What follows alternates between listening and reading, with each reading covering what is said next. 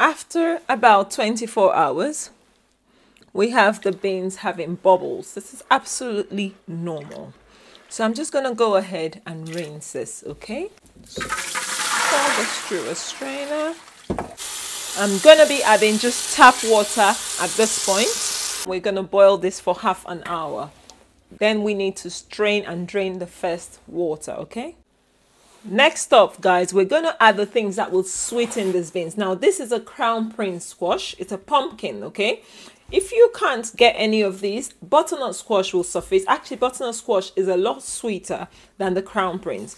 Now, growing up in West Africa, we use plantains to sweeten it. Some people don't like plantains inside beans, so I don't use it because my home people don't like it. I use these to sweeten it. And guys, we're doing this MSG free and it's plant-based. So we need the natural sweetness of something like pumpkin. So I'm going to use a bit of both actually to give us a sweetness. I love peeling my squashes before I roast them in the oven. Some people roast it first, but peeling it makes me reduce the wastage because as you can see, it's really thinly peeled using a potato peeler.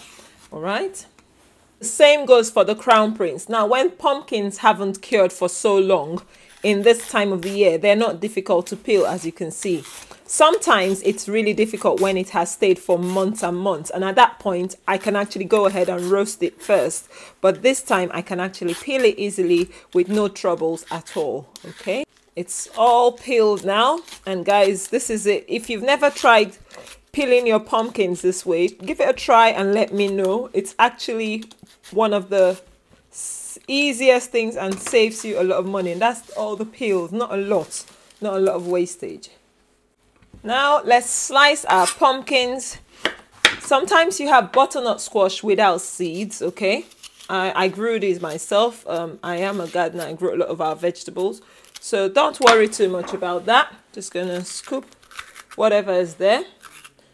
And I actually grew this from seeds, so it's not seedless, but had no seeds. So just slice them. Now, if you have a big pumpkin like the crown prince, this is not a very big one, it might be really difficult and stiff. It is stiff here to cut through, so be very careful with your knife. I actually find that not putting the full knife, so using more of the tip of your knife, it's a better way to cut a pumpkin that is difficult because you have a hollow middle. But when you go all the way through, you have troubles. That is it. So I'm going to use half of this. It's a big size pumpkin. But mind you, I'm cooking for a family of 4. A meal that will feed us twice at the least. So we use a lot of pumpkins. Now, if you are cooking pumpkins with seeds, these seeds are edible. They're so nutritious. Do not throw them away. I'm just going to separate them and I will roast them separately. I'm going to pop this in the oven for about 45 minutes. Okay, now I'm doing a big batch because I store it. So these things you do, you don't just do them every single time you cook. I'm going to have enough for another meal next time. Let's introduce you to the fresh ingredients we're going to use to make this super delicious beans. Now, I love a few, fresh tomatoes are really come in handy. Some paprika or bell peppers, which is what I have. Some chili peppers. If you don't like it spicy or your kids can have spicy, eliminate that. Now, and some fresh onions. Now, beans and onions go well together. So I'm going to use a lot of onions here, all right? Now, onto our other ingredients. I always have vegetable broth to hand. This has been defrosted from the freezer. And I also have tomato paste I made, obviously, because I garden. These are frozen and defrosted. You can just blend tomatoes and use it, okay? But this is really reduced from water. Now, this is like my favorite seasoning for Nigerian foods, actually. Uziza seeds and alligator peppers are in there. I've also got some seaweed. Now, seaweed and beans. To how we're going to help ourselves reduce fluctuants, we need some seaweed, okay, kombu kelp precisely. This is now into a powder form, okay, and I'm just going to add it when I strain the first boil. And then mushroom powder for our umami bomb. And finally, yes, we're going to use oil. You can do this oil free if you don't need oils in your diet, but we're using oil, palm oil to be precise, because that's how we ate this thing growing up in West Africa. Palm oil is actually a healthier alternative to vegetable oils. and then we're going to have some sea salt. So that's all the ingredients. Let's go ahead now and strain our beans. I actually missed the point where this thing boiled. Now it gives you this frothy thing you see here. That's what happens with beans. The first boil, I make sure I strain it out. This is essential if you want to reduce fluctuations. This is the first step. It's not the only step, but it's one of the first important ones. We want to get rid of this initial boiled water. So we go ahead and strain this to get these beans good for our guts to digest easily. Seaweed powder, like I said, you need, I'm using a tablespoon. This is about 3 cups of beans, and then also a heaped tablespoon of mushroom powder, and finally my uziza seeds. Okay, those are the herbs, and we need onions. We need some onions, some chopped onions to go in here, and we're gonna add our vegetable broth or stock, and just add a little bit more boiling water, just enough to cover this. Now we're not oversaturating this because this beans is going to be cooked in about half an hour, and we also would be best to use a pressure cooker. Now a pressure cooker helps break down the phytates in beans. This is essential in cooking pulses and grains. So if you don't have a pressure cooker, you might just need to cook it for longer, but a pressure cooker is essential. I do appreciate the process of beans. You'll be wondering, it does take time. Like even growing up, it used to be the longest food you could cook, but then thanks to technology, we can actually cook in bulk, and I always cook my beans in large portions and I store for another meal. So this is something I'll encourage you to do. Beans is one essential meal that you need to have because it's packed with amino acids and so many other essential nutrients, high in protein, plant power, and also really good antioxidants. You can cook this oil free. Real caution here, oils can actually be inflammatory. Palm oil is not one of those oils, but when we combine oils with carbs and proteins, we actually can cause other problems. So we're going to use about half a cup of palm oil because I'm making a big sauce. Like I said, it's not one meal for my family of 4, so we are going to be eating this more than once. Okay, allow your oil to heat up. As you can see, the oil is melting. Palm oil is not fully actually liquid at room temperature, so you see a bit of solids there. We're going to be making this like the Nigerian stew, but with palm oil. That's the difference. So we've got our chopped onions, tomatoes, bell peppers, some hot chilies, and our tomato paste. Okay, now over to the herbs we will be using. We've got a lot of herbs here. Now this is optional, but this is MSG free. Okay, it's natural seasoning. So I've got some paprika. You can always add some if you want, okay, or you can just use the fresh ones. Celery powder is an essential herb for me cooking without MSG, and oregano. Okay, and because we're making it like a stew, we're using some curry powder and the uziza. I don't use this for Nigerian stews, but because it's in beans, I've actually added it to the beans. I won't be adding this here.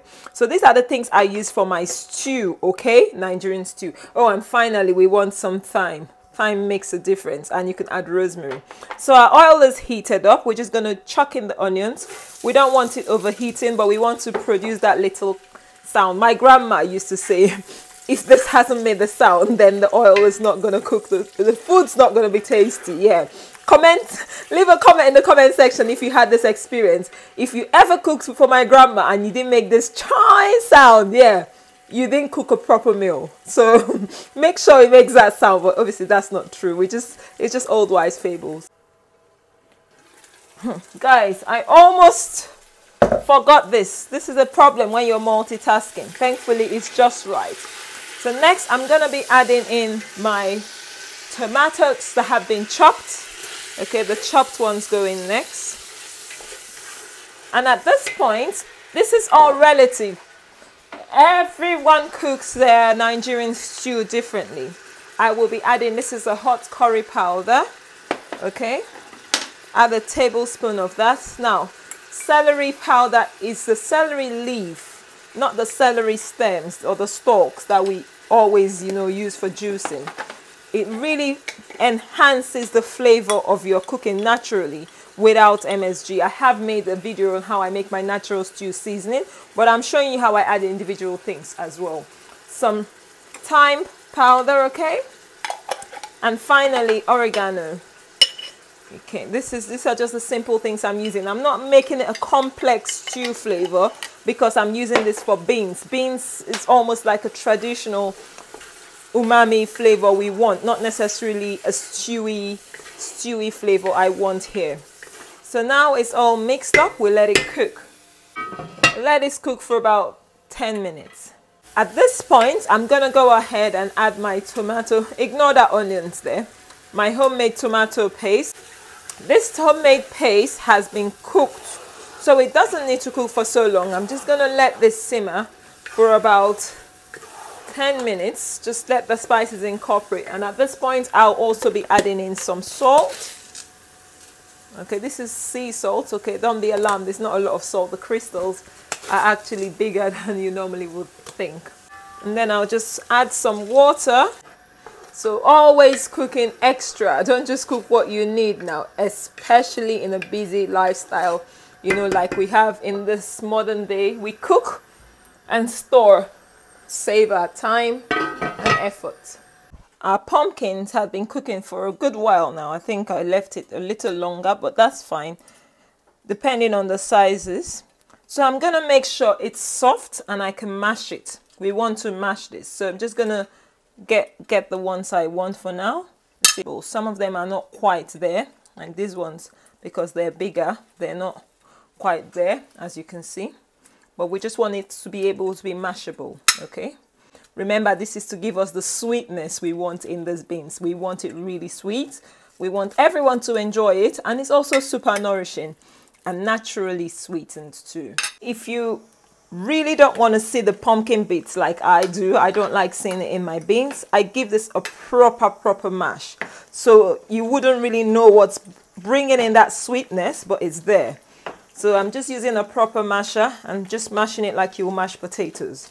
That's just something to bear in mind. If you don't mind having the pumpkin chunks, go ahead, but this is what I prefer doing.